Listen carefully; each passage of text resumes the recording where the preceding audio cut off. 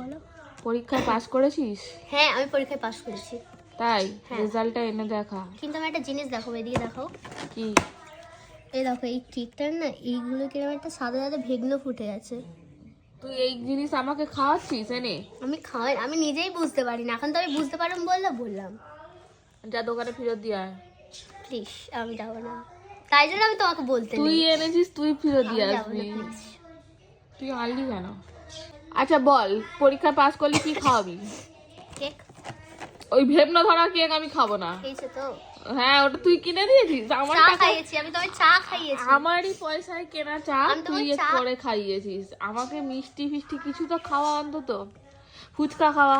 হ্যাঁ আমি ফুচকা খাবো, চলো চলো রেডি হচ্ছি, চলো। এবার বলতে পারে রেজাল্ট দেখানোর মতন হয়েছে তো? ইয়েস, আমি দেখানোর মতোই মিষ্টি মান না। রোল নাম্বার 96 থেকে পিছিয়েছিস না আগে এগিয়েছিস? ছিল।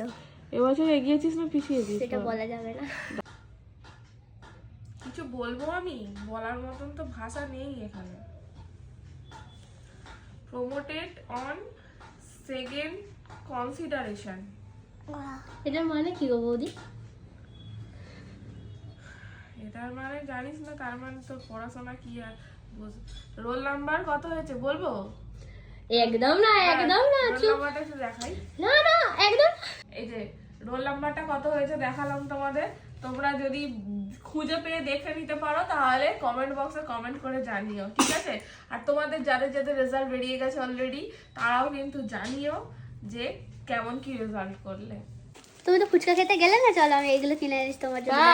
তাই না? দেখো আমি কোনো খাওয়াচ্ছি এগুলো, কিনে ঠিক তো আছে? দিলি না, অন্তত বেরেই খাওয়া। এই যে প্লেট প্লেট এনে রেডি করে দিয়েছে।